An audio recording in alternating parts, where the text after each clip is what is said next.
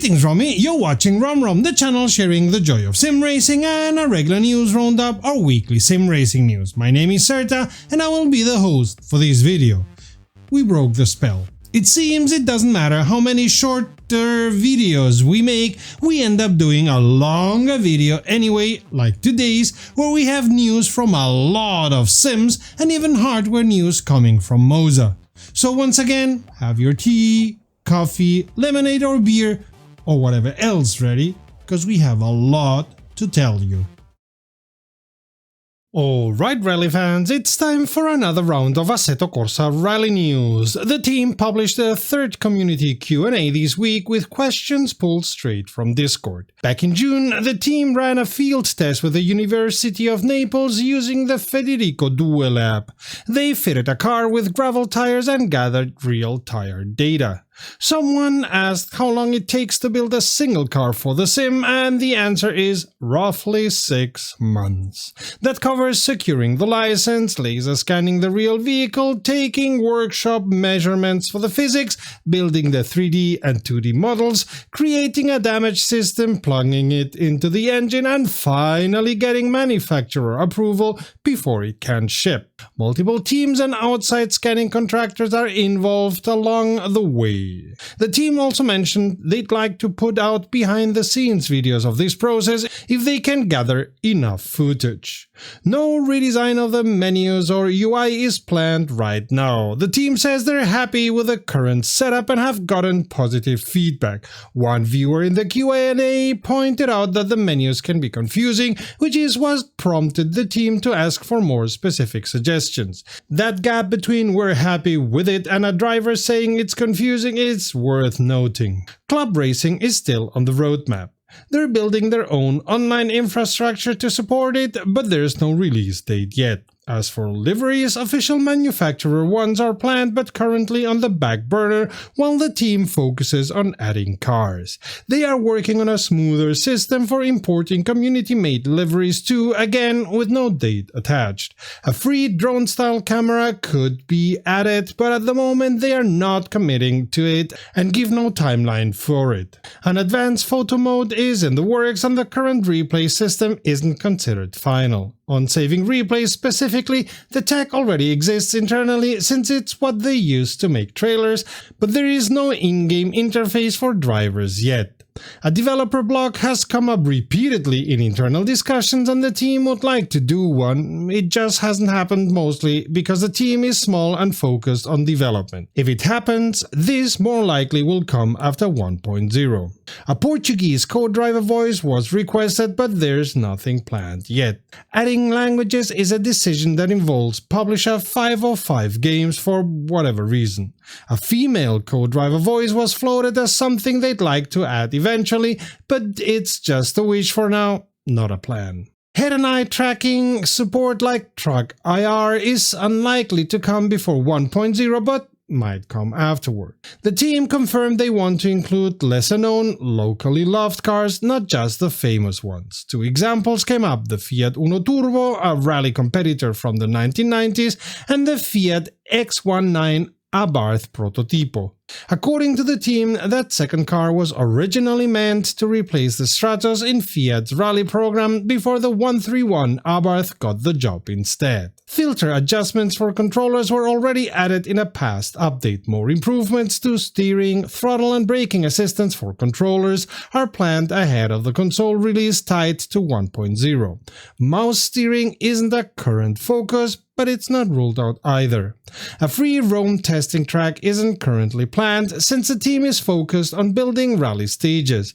They mentioned Wales as a possible inspiration, both from their earlier field research and a rally school in the area, along with a training complex used by real rally drivers. If they do build something like this, it would likely come after 1.0. VR is a bigger deal. The team is targeting a release by the end of 2026 and work on it is picking up speed now that other pieces like game modes and the first phase of online play have shipped. Toggling individual HUD elements like paste nodes is planned and already designed by the lead designer.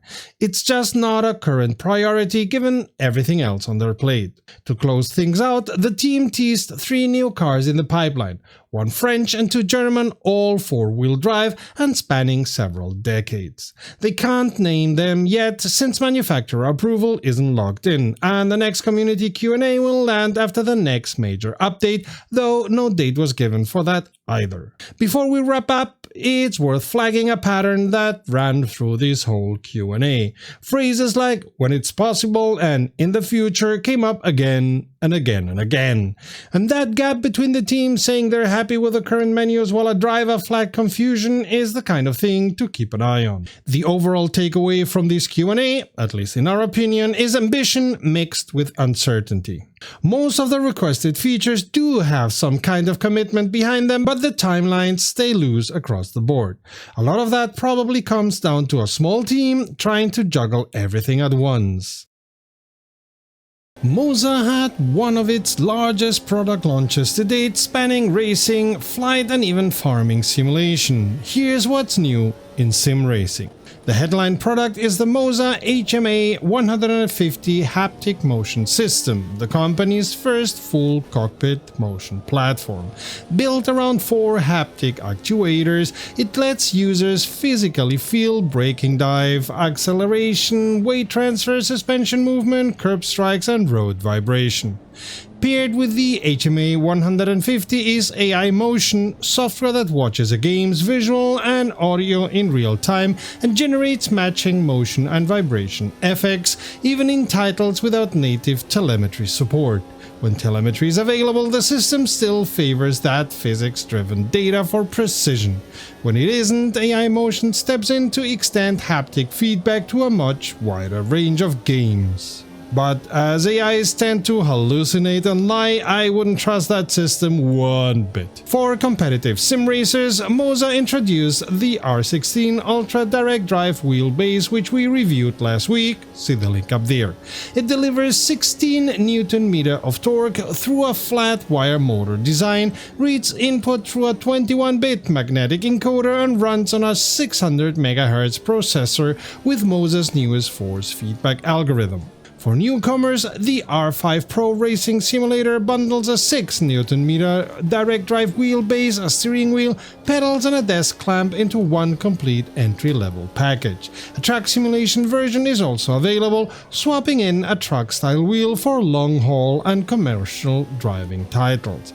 This is an update of the already existing R5 system, which we also reviewed back in the day. Hey, we have a link too.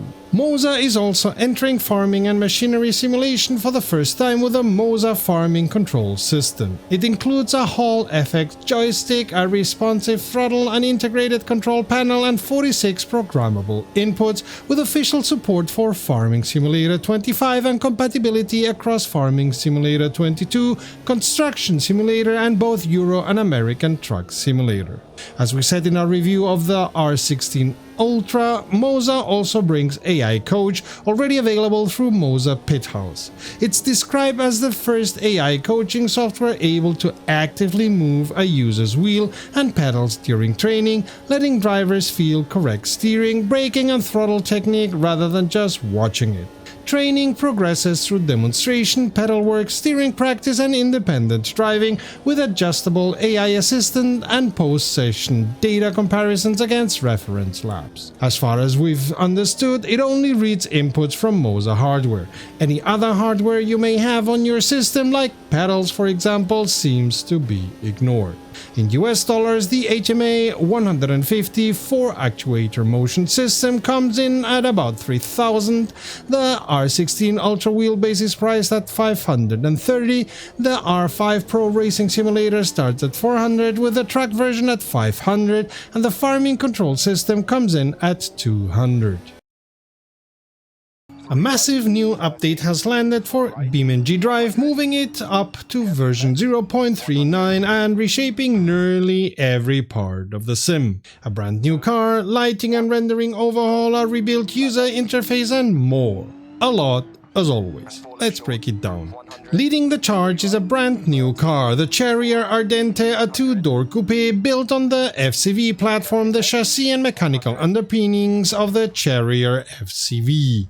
It comes with a wide spread of powertrains, front, all and rear wheel drive, petrol, diesel and electric variants across 19 factory and custom configurations. Racing fans get dedicated circuit, track day, gravel rally and asphalt rally builds, plus wide body kits, custom liveries and a retractable ducktail spoiler. Other than that, nearly every vehicle in the roster received some attention.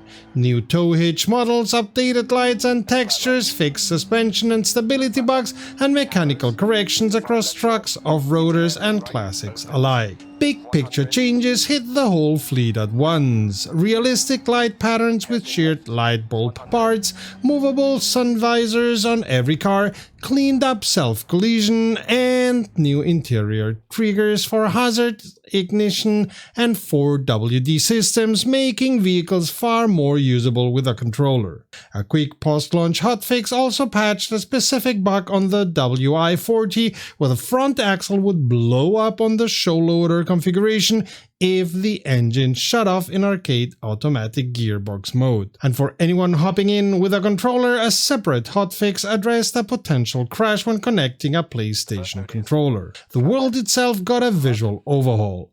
Levels were rebuilt around the new lighting system, new sky, clouds, fog and reflections with West Coast USA rebuilt from the ground up using physically based materials, and new night lighting added there too. On the tech side, this is a graphics overhaul from top to bottom. A new shadow system that's far more stable, screen space shadows, soft shadow filtering, subsurface scattering on vegetation, a new tone mapping model, HDR output support, volumetric clouds, a physically based night sky with real constellations, and, on Windows, Direct3D 12 as the default renderer. Since then, a couple of rounds of hotfixes have already followed to smooth things out. GPU detection was tightened up, since some cards advertise 6GB of VRAM but report slightly less in practice, so the fallback to D3D11 now triggers at 5.5GB instead of 6GB. The launcher also got a dedicated button to manually force D3D12, along with smarter logic for when it switches to Direct3D 11 automatically.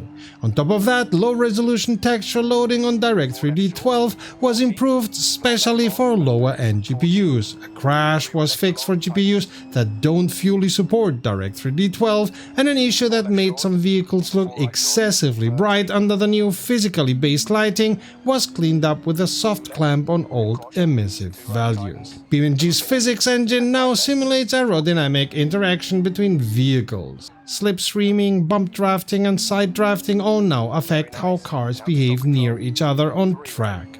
Vehicle instabilities no longer freeze the whole simulation, traction control and slip tracking were refined, and hydraulic and pneumatic systems got deeper simulation support, including telescoping cylinders. Force feedback wheel users get adaptive steering damping, which estimates wheel inertia in real time to cut down on oscillation and shake. Traffic NPCs also got smarter this update with improved intersection handling, better lane change detection and a new adaptive throttle controller for tighter speed and acceleration tracking. The shipping container prop was rebuilt almost from scratch with realistic weigh and a new automatic locking system. Containers now snap together and onto trailers just by lining them up. Bollards, cinder block walls and retaining walls also got structural rebuilds with new variants. Career mode continues to expand. New drivers can now choose between a guided onboarding path or jumping straight into the open world. A new mission type, freeform delivery, lets drivers leave their vehicle, operate other equipment and manually couple trailers for more hands-on jobs, with several existing delivery missions converted to this format. Working taxis have also arrived in both Freeroam and Career, complete with fares and destination selection on the map.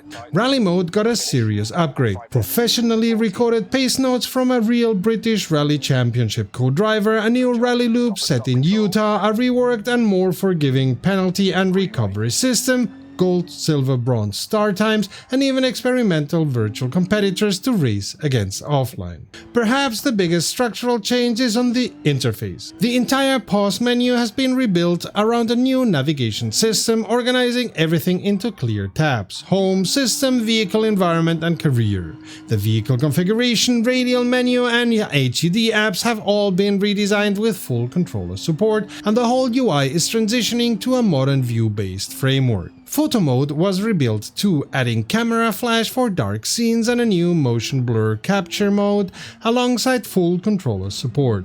The options menu was rebuilt from scratch. Big graphics changes now preview live, while critical display changes come with a safety countdown that auto-reverts if you don't confirm.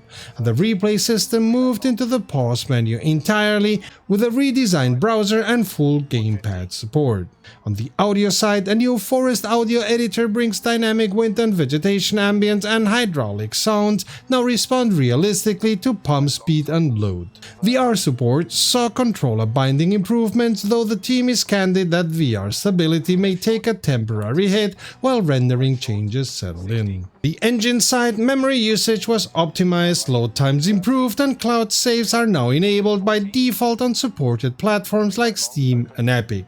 A follow-up hotfix also reverted a stricter memory safeguard, so spawning large numbers of vehicles or traffic is allowed again, same as before the update, even though pushing it too far can still tank your frame rate or crash the sim. Mod makers get a refactored translation system, a revamped license plate system built on the Skia library, and new Lua APIs including faster JSON parsing and expanded vehicle scripting functions. On the compatibility side, a bug that sometimes stopped the sim from automatically disabling incompatible mods after a major update has been fixed, so drivers who hadn't yet updated should now see their mods disabled as intended. A separate fix addressed some mods failing to spawn due to missing slot type data, and the team is also looking into reports of mods refusing to work when several hundred are active at once, though they haven't been able to reproduce that one yet. Several hundred mods active at once? What the heck are all y'all doing with BeamNG? 2 rounds of hotfixes followed the update, on July 30th and July 31st. Beyond everything above, they also patched a Steam achievement bug that was letting several statistic-based achievements, including real mileage, long way around, and weightless in the air, unlock without actually meeting their conditions. RaceRoom's Summer 2026 update is coming on August 4th. Let's start with the cars. 4 new GT3 machines join the grid: the Ford Mustang GT3 Evo, the Aston Martin Vantage GT3 Evo, the Porsche 911 GT3R Evo, and the Lamborghini Temerario GT3. No Evo this time. That last one is worth noting. It's the first Lamborghini GT3 Lamborghini has built fully in-house. On top of that, all 4 cars come bundled into a DTM 2026 car pack, joining BMW, McLaren, and Mercedes-AMG to bring the full current DTM season into the sim. The part that's probably the biggest deal in this update is a brand new HUD. This is like the 3rd brand new HUD we're talking about in this video, right? RaceRoom has been running on Scaleform, a Flash-based system, since 2013. That's over a decade old at this point, so a rebuild has been a long time coming. The new system is called Cosmo, and the pitch is that it slots into the existing DirectX 9 codebase without needing years of extra work first. We'll see how smooth that actually is once people get hands-on, but on paper it brings customizable widgets, a rebuilt multifunction display, tire info, standings, and all the classic overlays like the track map and virtual mirror, just redone from scratch. There's also a fix for one of RaceRoom's oldest limitations, the player cap on dedicated servers. The update introduces smarter update rate prioritization, meaning nearby cars stay fully detailed while distant ones update less often. According to KW, that cuts server traffic significantly, and they're already claiming a 50-player test grid on their Discord. Worth keeping an eye on once it's out in the wild. finally, 2-track updates come free of charge. The Nürburgring Nordschleife gets refreshed to match its real-world layout, including updated parking areas, curbs, and the Hohenrhein chicane. And Monza gets a visual overhaul to reflect how the track actually looks now that racing has worn it in again, rather than the pristine post-resurfacing version. There's apparently more happening behind the scenes too. A new backend, a menu revamp, a new rendering engine, but none of that is ready yet. What you are seeing right now is a Ford Mustang gameplay preview for American Truck Simulator. Yup, this is it. They are almost ready to publish the DLC where you can roam around the map with a streetcar, blurring the line between Truck Simulator and driving game even more. Also, the DLC brings new exploration dynamics. These won't be the only Ford coming in the DLC, because there's going to be some kind of pickup truck there too if we see it correctly. We don't know until we get the DLC, and when that is going to happen, as well as how much it's going to cost. We don't know yet because SCS aren't telling. Last month's sim racing numbers are showing a slight upward trend despite all the heat we had in July.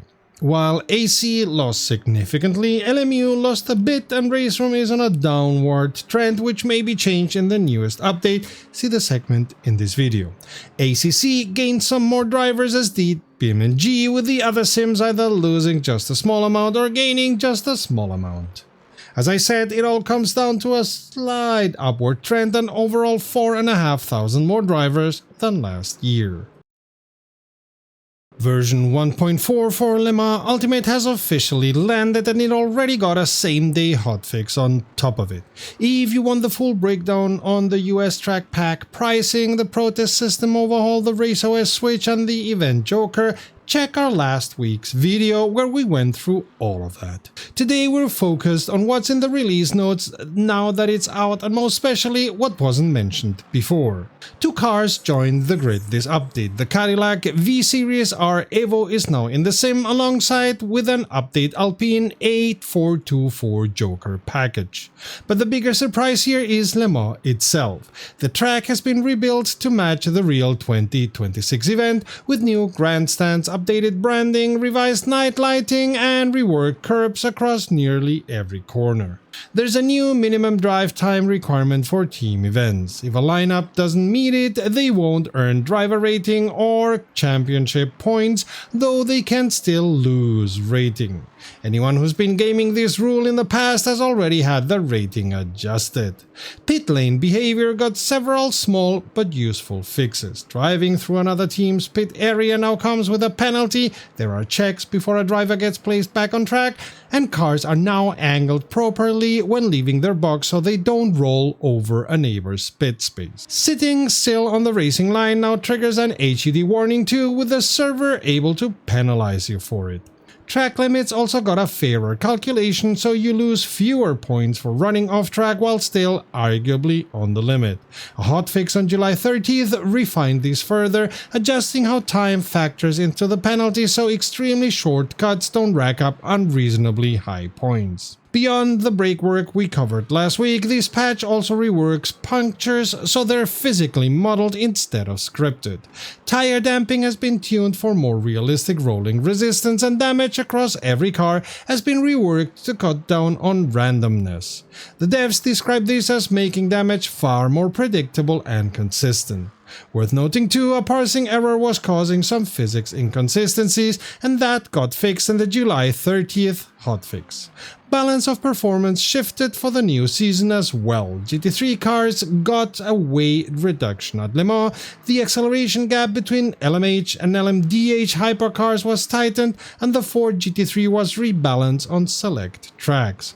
On the technical side, AMD FSR 1.0 support has been added, along with VR support for FSR, native OpenXR support, and VR field of view resolution scaling. A number of controller steering rate issues were fixed and gamepad rumble got smoother too. VR got another pass on July 30th as well, fixing OpenXR's compatibility for headsets that only supported version 1.1 since the sim was missing support for the older 1.0 standard. Since it came out, 1.4 has already been through 3 rounds of hotfixes, so let's run through them quickly. The first landed the same day as 1.4 itself on July 28th. NPC drivers now refuel correctly after returning to the garage during practice and qualifying. Daytona's event information was fixed on hosted server screens and race weekend menus. Race control jokers, which were subscriber only, are now open to everyone. FSR settings now apply correctly when toggled, and a head movement issue in OpenXR VR was resolved.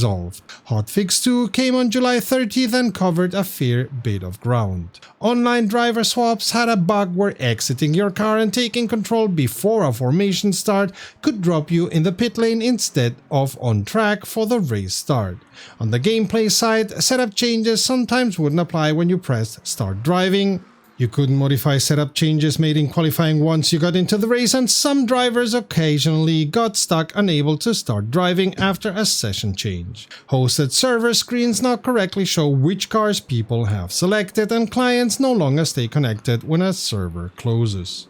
The 2026 WEC calendar was also updated for Barcelona and Monza. On top of that, the team flagged a couple of known issues still being worked on. Replay data during team events can show inaccurate stint and lap info if you rejoin a server mid-event, and cropping the FOV in OpenXR can cause problems with the hidden area mask, which you can work around by disabling it manually in the settings file for now. Hotfix 3 followed just a day later on July 31st and focused entirely on online stability. The team increased the networking thread count and made some optimizations to the RUDP netcode, a special version of UDP, both aimed at making online play more consistent. Straight4 Studios have launched a major new update for Project Motor Racing, headlined by a free content pack celebrating one of touring car racing's great rivalries. Here's what's new in Update 2.1. The Aussie Rivals pack is free for all drivers, bringing Holden vs Ford back to the track. It includes the Holden Commodore VF, which joins the Ford Falcon FG that Straight4 Studios already gave away for free back in March. 2 V8 touring car icons built for curb hopping, rear-wheel drive attitude and elbows out racing. The Aus V8 class as a whole also gets a handling and tire overhaul to go with the new car, including updated aerosensitivity, inertia, center of gravity, brake ducts and brake heat behavior, plus new default setups. Career mode has also been adjusted so the Commodore can be used in any existing event that already supports the class.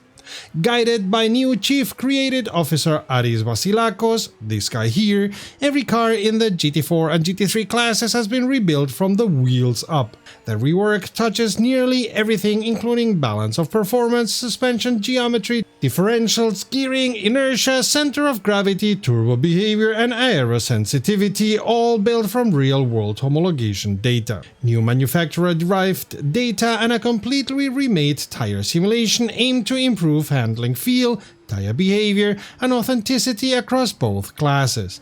Tire temperature now affects grip, wear, and overheating in more detail. Brake heat feeds into tire temperature too, and there are new adjustable brake ducts that trade cooling for aero drag. Naturally aspirated cars get intake, ram air simulation, and turbocharged cars get reworked turbo modeling. Because the changes run so deep, old saved setups won't carry over cleanly, so the update ships with new default setups, including dedicated low drag setups for Daytona and Brianza and a more stable setup for the Nürburgring Nordschleife. The Group 5 class gets a smaller but related Pass 2 with an improved turbo model and better suspension feel. On top of the class-specific work, the vehicle setup menu itself now allows more spring range to be adjusted across the board. two big changes hit online. Join in progress, rolling out in phases, lets drivers drop into supported sessions that have already started in custom lobbies, specially practice and qualifying sessions for now, making it easier to jump in with friends or communities without waiting for a restart.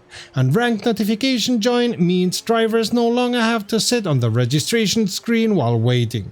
Once registered, they're free to do other things in the sim and get a notification the moment the ranked session is ready.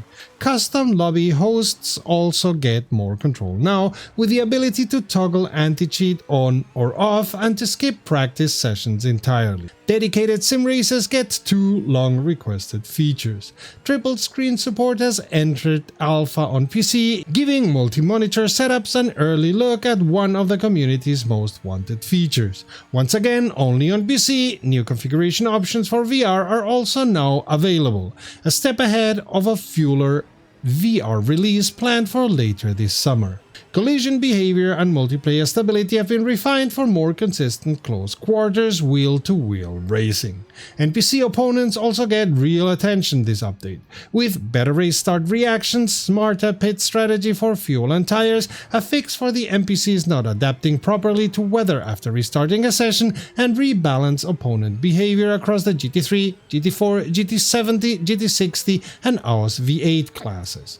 Wet weather handling improves too, with better behavior from the grooved rain tires.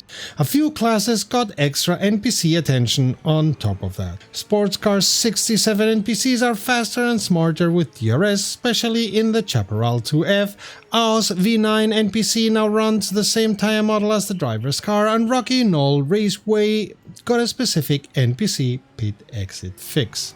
Rocky Knoll also had a flying zone detection issue closed off, which was letting some drivers exploit lap times. True Force feedback support is now enabled across all platforms, and the update brings graphical enrichments throughout the sim as well. In other PMR news, Kevin Boland, this guy, succeeds Ian Bell as CEO of Straight 4. According to our information, Ian Bell is still attached to PMR and Straight 4 by being the owner of the studio. And while there is no way you can be the owner of RomWrom, you could become its patron, see the link below, and you should for sure become a subscriber now that we're well on our march towards 20,000 subs.